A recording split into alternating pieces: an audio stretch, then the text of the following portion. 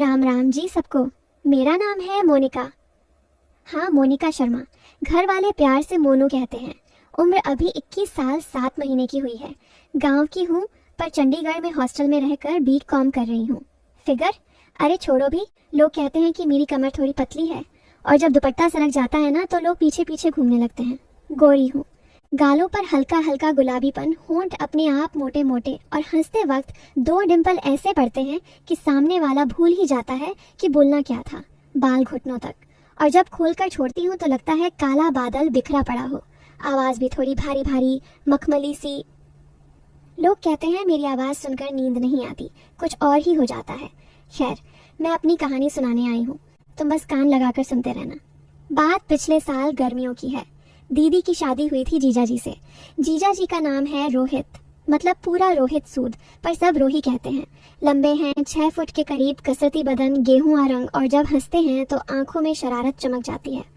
शादी के बाद दीदी जीजाजी हमारे घर ही रुके थे 1 महीना, क्योंकि उनका नया घर बन रहा था।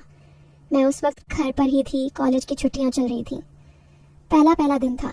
मैं सुबह नहा कर निकली, बाल अभी गीले थे, कुर्ता हल्का सा चिपक गया था। जीजाजी छत पर चाय पी रहे थे। मैं भी चाय लेके ऊपर चली गई। वो मुझे देखते ही बोले, अरे वाह साली साहिबा, सुबह सुबह जलपरी बन के आई हो। मैं शर्मा के बोली, जीजाजी आप भी ना, सुबह सुबह मजाक। वो हंसे। मजाक नहीं, सच कह रहा हूँ। तुम्हारी दीदी को तो मैंने कभी ऐसे गीले बालों में नहीं देखा। मैंने दुपट्टा ठीक किया और उनके बगल में खड़ी हो गई। हवा चल रही थी, मेरे बाल उनके कंधे पर आ आकर लग रहे थे।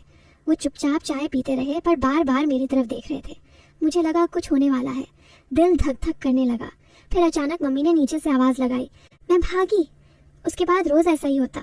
सुबह मैं चाय लेके छत पर जाती, वो पहले से बैठे मिलते। कभी मेरे बालों की तारीफ, कभी मेरी हंसी की, कभी मेरी आंखों की। मैं भी मजे लेती। एक दिन तो मैंने जानबूझकर दुपट्टा थोड़ा सा सरका दिया और बोली, जीजाजी आज धूप बहुत तेज है ना। वो मेरी गर्दन की तरफ देखते रह गए, फिर बोले, हाँ बहुत तेज है, चल ना जाए कहीं। मैंने मुस्कुरा के दुपट्टा वापस डाला। वो सांस छोड़ के बोले, तुम बहुत शरारती हो मोनू। मैंने कहा, आपसे सीखा है। रात को दीदी जल्दी सो जाती थी, कहती थी नई नई शादी है, थक जाती हूँ। जीजाजी और मैं देर तक हॉल में बैठते, कभी नेटफ्लिक्स चलाते, कभी पुराने गाने। एक रात हम गहराइयाँ देख रहे थे। वो वाला सीन आया जिसमें दीपिका और सिद्धांत मोहब्बत कर रहे थे। मैंने रिमोट से आवाज कम कर दी। जीजाजी बोले, क्यों डर गई। मैंने कहा, नहीं बस ऐसे सीन अच्छे नहीं लगते।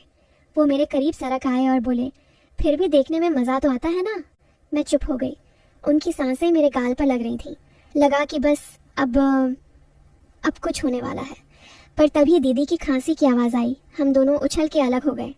धीरे धीरे हमारी बातें गहरी होने लगी। एक रात मैंने पूछ ही लिया, जीजाजी आप दीदी से प्यार करते हो ना। वो चुप रहे, फिर बोले, हाँ करता हूँ, पर प्यार तो कई तरह का होता है मोनू। मैंने पूछा, मतलब। वो मेरी आंखों में देख के बोले, जैसे तुमसे भी तो करता हूँ। मेरा दिल जोर से धड़का। मैंने कहा, ये तो होना ही चाहिए, मैं आपकी साली जो हूँ। वो हंसे और बोले, हाँ साली, पर दुनिया की सबसे खूबसूरत साली। उस रात मैं सोते वक्त बार बार उनके शब्द याद करती रही। फिर एक दिन दीदी को उनके ससुराल से बुलावा आ गया। कोई रस्म थी, 5-6 दिन के लिए जाना पड़ा। घर में सिर्फ मैं और जीजाजी। पहली रात मैं डर के मारे उनके कमरे में चली गई। बोली, जीजाजी मुझे अकेले डर लगता है। वो बोले, आ जा, बगल में सो जा। मैं उनके बगल में लेट गई। बिस्तर बड़ा था, पर हम करीब करीब। वो मेरे बालों में उंगलियां फिराने लगे। मैंने आंखें बंद कर लीं। उनकी उंगलियां मेरे कानों के पीछे, गर्दन पर, फिर कंधे पर। मैं सांस रोक के लेटी रही। लगा कि बस अब सच में कुछ होने वाला है। पर वो रुक गए। बोले, सो जा मोनू, मैं हूं ना। मैं रो पड़ी। वो हैरान हो गए। क्या हुआ।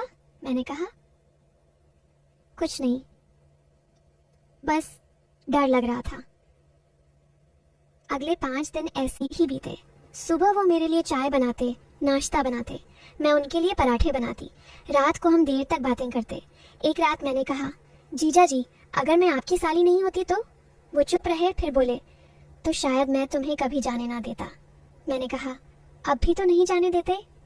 वो मेरे माथे पर हाथ रख के बोले, अब भी नहीं जाने दूंगा, कभी नहीं।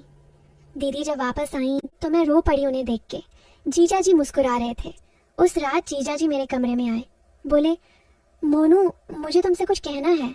मैं डर गई, लगा कि अब सब खुल जाएगा। वो मेरे पास बैठे और बोले इन 5 दिनों में मैंने समझ लिया कि मैं तुमसे बहुत प्यार करता हूँ, पर ये प्यार भाई का प्यार है। तुम मेरी छोटी बहन हो, मेरी जिम्मेदारी हो। मैं तुम्हें कभी उस नज़र से नहीं देख सकता जिस नज़र से तुम शायद डर रही हो। तुम मेरे लिए सबसे पवित्र रिश्ता हो। मैं रोते रोते उनके गले लग गई। वो मुझे सहलाते रहे। उसके बाद भी हमारी दोस्ती वैसी ही रही। अब भी हम देर रात बातें करते हैं, मजाक करते हैं, एक दूसरे का ख्याल रखते हैं, पर अब उसमें कोई गलत ख्याल नहीं आता। दीदी भी खुश रहती हैं।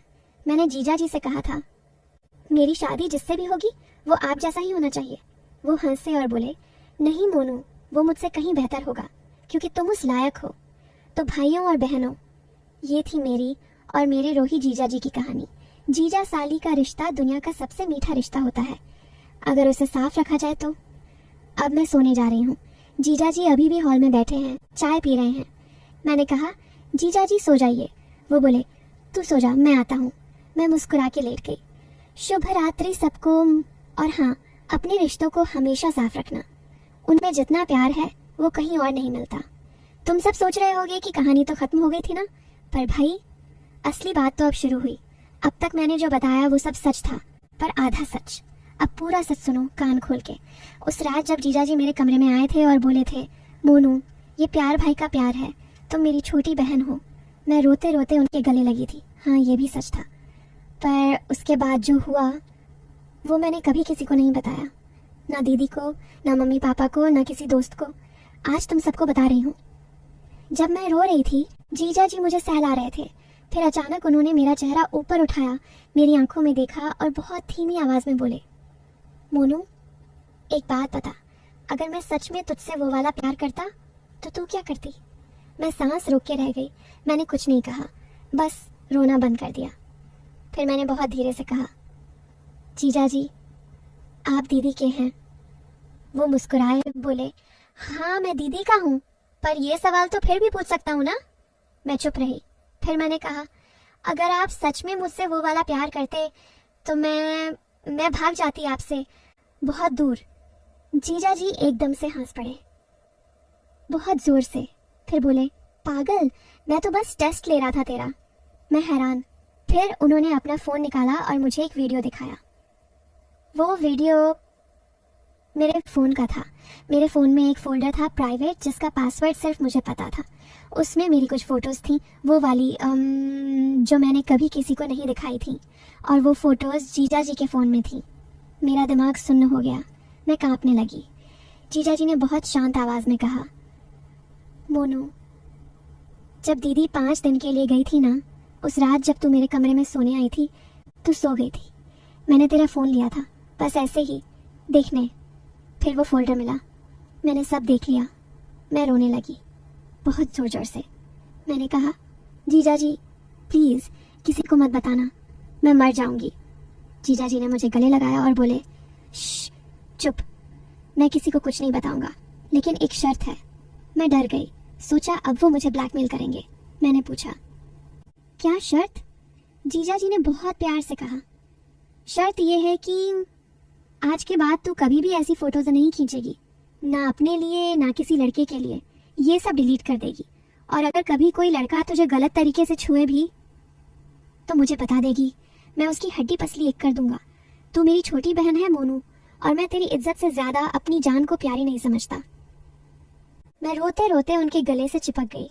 फिर उन्होंने वो सारी फोटोज मेरे सामने ही डिलीट कर दी, अपना फ़ोन भी मेरे सामने रीसेट कर दिया। फिर बोले अब जाके सो जा, और हाँ कल सुबह छत पर चाय पीते हैं वैसे ही जैसे पहले पीते थे, कुछ बदला नहीं। उसके बाद से सच में कुछ नहीं बदला। हम आज भी वैसे ही मजाक करते हैं, वैसे ही देर रात बातें करते हैं। बस अब मेरे मन में कोई डर नहीं रहा। मुझे पता है कि दुनिया में एक इंसान है जो मेरी इज्जत को अपनी जान से ज़्यादा चाहता है, और वो मेरा जीजा जी है। तो भाई ट्विस्ट ये था कि जो तुम सब सोच रहे थे कि जीजा जी कुछ गलत करेंगे, वो तो मुझे गलत रास्ते से बचा के लाए। उन्होंने मुझे मेरी ही गलती का आईना दिखाया और फिर उस आईने को तोड़ दिया ताकि मैं हमेशा साफ देख सकूं। अब सच में कहानी खत्म। और अब मैं गर्व से कह सकती हूँ, मेरा जीजा जी दुनिया का सबसे बेस्ट जीजा जी है। पॉइंट। शुभ रात्रि। और हाँ, अपने फ़ोन का प्राइवेट फोल्डर आज ही डिलीट कर दो। कोई रोही जीजा जी हर किसी के पास नहीं होते।